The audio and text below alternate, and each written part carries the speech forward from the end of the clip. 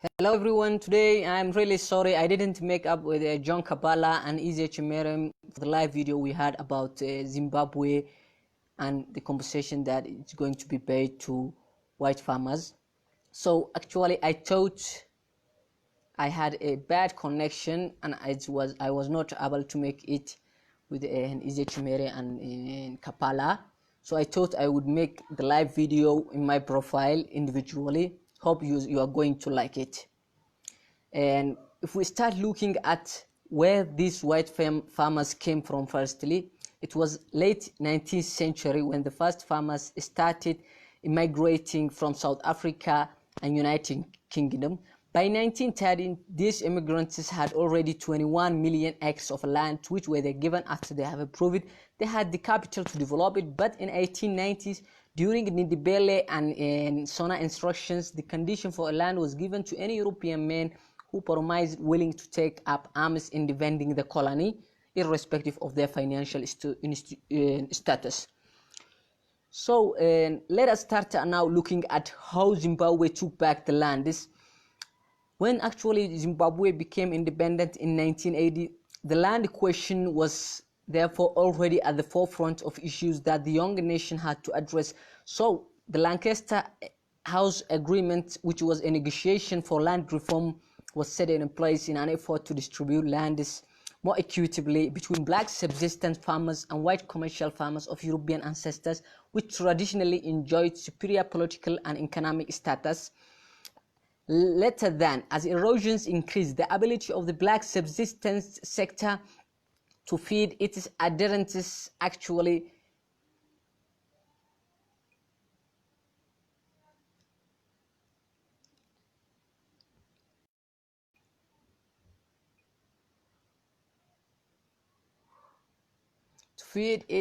and adherents.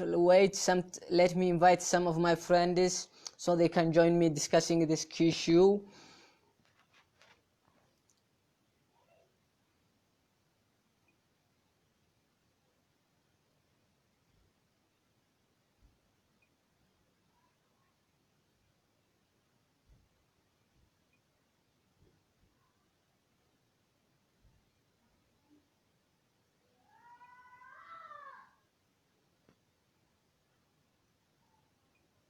Later than when the erosions increased, the ability of this black and subsistence sector and to feed its adherents diminished greatly.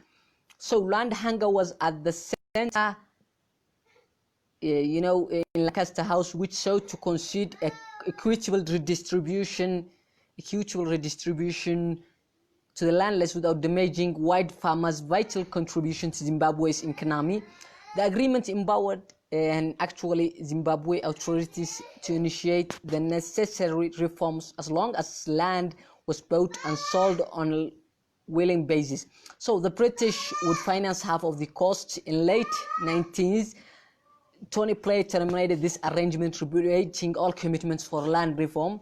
The Zimbabwe responded by embarking on a fast-track redistribution campaign, forcibly confiscating white farmers without compensation. So finally, what I want to say about this compensation is that I believe expropriation without compensation is deadly to the economy. One thing we need to understand here is that this compensation payment and agreement does not pertain to the land itself. Rather, it is for the infrastructure and assets to more than 4,000 farmers society. The agreement is actually a turning point for the dispute that tipped the country's economy into free fall by slashing food production and export income, and it cut sanctions from United States and the United Kingdom. So Zimbabwe has endured intermittent food shortages since the government began the fast-track distribution campaign. Most of them was white-owned large-scale farmers, which had a vital contribution to Zimbabwe's economic. So compensating white farmers could be a way to get Zimbabwe's